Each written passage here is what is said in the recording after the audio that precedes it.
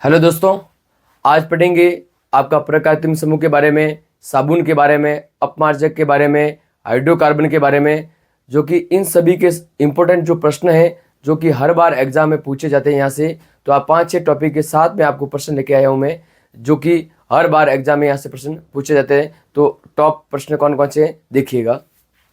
प्रश्न नंबर पहला, कार्बन का बंध कोण कितना है? प्रश्न पूछा है कार्बन का बंध कोण कितना है। तो ऑप्शन 1 है 109 डिग्री और 28 सेकेंड, 108 डिग्री और 28 सेकेंड, 104 डिग्री और 26 सेकेंड, 105 डिग्री या 30 सेकेंड। जो कार्बन की संरचना होती है समचतुष्फलकीय होती है, जिसमें कार्बन कार्बन के बीच में जो बंध कोण होता है वो होता है 109 डिग्री और 28 सेकेंड होता है। ये सेकेंड है और ये डिग्री है। अब आगे प्रश्न नंबर दूसरा, एल्केन का सामान्य सूत्र किसका पूछा है? एल्केन का। एल्केन का सूत्र कौन सा है? तो इसमें देखिएगा CnH2n -2 दिया हुआ है। -2 नहीं होता है, -2 तो किसका होता है? एल्काइन का होता है। CnH2n ये किसका होता है? एल्कीन का होता है। CnH2n +2 क्या है? +2 ये किसका है? एल्केन का सूत्र है। किसका है? एल्केन का। ये 4 तो होता ही नहीं है। ठीक है। प्रश्न नंबर तीसरा, निम्न में से पैराफिन किसे कहते हैं? निम्न में से पैराफिन किसे कहते हैं? तो समझना, एल्केन, एल्कीन, एल्काइन या उपरोक्त सभी। पैराफिन किसे कहते हैं? एल्केन का दूसरा नाम है पैराफिन। तो एल्केन को पैराफिन भी कहते हैं और एल्कीन को ओलिफिन्स भी कहते हैं। ये सवाल हर बार पूछा गया है कि ओलिफिन्स किसे कहते हैं? तो एल्कीन। पैराफिन किसे कहते हैं? तो एल्केन। यहां से पूरा ध्यान देना। प्रश्न नंबर चौथा, निम्न में से विषम सक्रिय का उदाहरण है। इसमें से कौन सा है जो विषम सक्रिय के अंतर्गत आता है? विषम सक्रिय वो होता है जो कार्बन के अलावा कोई दूसरा परमाणु जुड़े, दूसरा तत्व जुड़े, उसको बोलते हैं विषम परमाणु।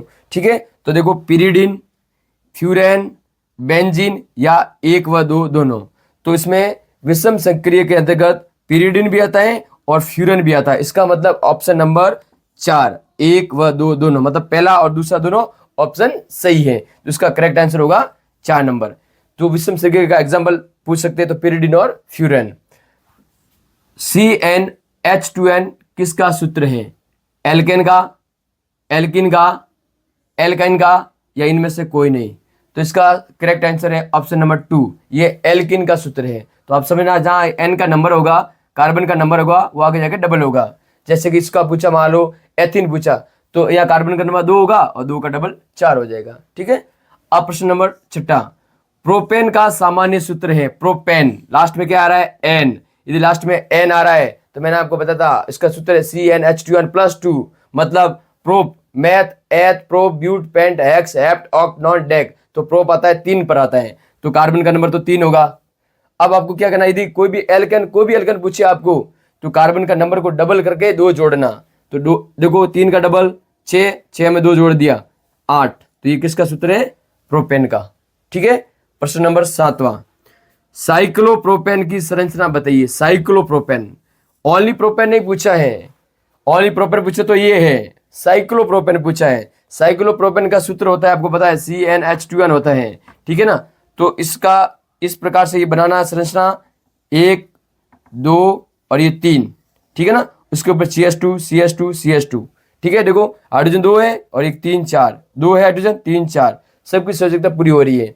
तो ये संरचना है, वो है साइक्लोप्रोपेन की, जो 1 नंबर का सवाल आता है। प्रश्न नंबर 8, समजातीय श्रेणी के उत्तरोत्तर सदस्यों के बीच अंतर होता है। समजातीय श्रेणी में जो भी आगे संरचना बनेगी उसमें अंतर होता है, CH2 का अंतर होता है। कितना होता है? CH2 का अंतर होता है, उसको बोलते हैं समजातीय श्रेणी। और इसके आपको नंबर में पूछे कि समजातीय श्रेणी के बीच द्रव्यमान का कितना अंतर होता है। देखो, कार्बन का परमाणु 12, हाइड्रोजन का 1 × 2 कितना हुआ? 14। तो शब्द पूछे आपको समजातीय श्रेणी में द्रव्यमान संख्या का, तो 14 बताना। और इसका पूछे तो CH2 का अंतर। ठीक है। प्रश्न नंबर है 9, विद्युत का सुचालक है। निम्न में से इसमें से कौन है जो विद्युत का सुचालक है? इससे प्रश्न आ सकता है, हीरा है, ग्रेफाइट है, फ्लोरीन है। तो आपका बताना है विद्युत का सुचालक है ग्रेफाइट, जिसमें लाइट प्रेरित होते हैं, सुचालक होता है। अब प्रश्न नंबर 10, ये हर बार एग्जाम प्रश्न आया गया है, ऑक्सीकारक है। ऑप्शन में आ जाएगा ऑक्सीकारक कौन कौन से हैं? तो आपको बताना है KMnO4 potassium permanganate, potassium permanganate KMnO4 ये ऑक्सीकारक है। और दूसरा है K2Cr2O7 potassium dichromate, potassium dichromate और पोटेशियम परमैंगनेट दोनों क्या है, ये ऑक्सीकारक है। प्रश्न नंबर 11, एथेनोइक अम्ल जिसका दूसरा नाम है एसिटिक अम्ल, जिसका दूसरा नाम है एसिटिक अम्ल का सूत्र है।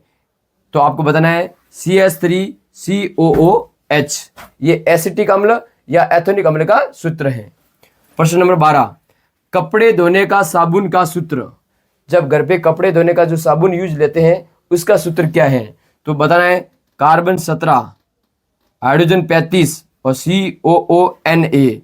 तो इसमें कपड़े धोने वाला जो साबुन होता है ना, उसमें कार्बोक्सिलिक अम्ल के, उसमें सोडियम के लवण होते हैं। किसके लवण होते हैं? सोडियम के लवण होते हैं। आगे नहाने का साबुन, नहाने का साबुन में क्या होता है? पोटेशियम होता है। क्या होता है? पोटेशियम होता है। तो वही सूत्र है C17H35COO+। मैंने ध्यान रखना, इसका सोडियम होता है ना कपड़े के धोने के साबुन में, और नहाने के साबुन होता है पोटेशियम। नेक्स्ट प्रश्न है 14वां, लंबी श्रृंखला वाले सल्फोनिक अम्ल या अमोनियम लवण के, जो लंबी श्रृंखला वाले सल्फोनिक व अमोनियम लवण होते हैं वो क्या कहलाते हैं? अपमार्जक। प्रश्न आता है अपमार्जक किसे कहते हैं या क्या है अपमार्जक? तो आपको बताना सल्फोनिक अम्ल और अमोनियम के लवण होते हैं अपमार्जक। प्रश्न नंबर 15वां, साबुन का निर्माण, हर बार प्रश्न आता है यहाँ से, साबुन का निर्माण उसकी क्या अभिक्रिया है? अभिक्रिया देके भी प्रश्न पूछ सकता है। तो आपको बताना है एस्टर और NaOH। जब एस्टर को लिया और NaOH को लिया, NaOH मतलब सोडियम हाइड्रोक्साइड, उसको लिया और उसको दोनों को मिलाया तो क्या बना? एथेनॉल। लास्ट में ऑल आ रहा है। क्या बना? एथेनॉल प्लस सोडियम एथोक्साइड बना। एथेनॉल और सोडियम एथोक्साइड बना, ये क्या है? साबुन। प्रश्न नंबर 16वां, जैव निम्नीकरण कौन सा है? साबुन। प्रश्न आएगा जैव निम्नीकरण है, ऑप्शन आ दिया साबुन है, अपमार्जक ऐसे ऑप्शन दे दिया। तो आपको बताना जैव निम्नीकरण साबुन होता है और जैव अनिम्नीकरण वो होता है अपमार्जक। जैव अनिम्नीकरण के अंदर कौन आता है? अपमार्जक। प्रश्न नंबर 18वां, जिसमें आणविक सूत्र समान तथा संरचना अलग अलग हो, आणविक सूत्र समान और संरचना अलग अलग हो, उसको क्या बोलते हैं? समावयव। प्रश्न आएगा समावयव क्या है? तो जिसका आणविक सूत्र तो समान रहेगा और संरचना अलग रहेगी उसको बोलते हैं समावयव। एक मेरा प्रश्न है आपसे, प्रकृति में सबसे कठोरतम पदार्थ कौन सा है वो बताना है आपको कमेंट करके। और इसके साथ ही आपको मैं बता देता हूँ कि जो कार्बन का जो नंबर होता है ना, जैसे कि मान लो 1 नंबर पे meth, eth, pro, but, pent, hex, hept, oct, non, dec, इसको याद करोगे तो आपको हाइड्रोकार्बन की जितना सूत्र और संरचना सारी निकल जाएगी। इसमें आपको बताता हूँ कि प्रकात्मक समूह के 3 वीडियो है, जो फंक्शनल ग्रुप या प्रकात्मक समूह होता है उसके 3 वीडियो हैं जो आप इसमें अपलोड किया हुआ है, आप देख लेना। उसमें से हर बार बोर्ड एग्जाम में कोई भी एग्जाम हो उसमें से सवाल पक्का आता है प्रकात्मक समूह। और आज का जो क्लास है उसमें तो सवाल 100% आएगा ही आएगा। तो आप चैनल पर नए हो तो चैनल को सब्सक्राइब कीजिए, शेयर कीजिए और अपने सभी दोस्तों तक भेजिए। राधे राधे। कि एल्केन में पूछे आपको तो एल्केन में सूत्र कैसे निकालोगे? तो फिर वो कार्बन का number 1, meth, eth, pro, but, pent, hex, hept, oct, non, dec, इस प्रकार से आप इसको सूत्र निकाल सकते हो।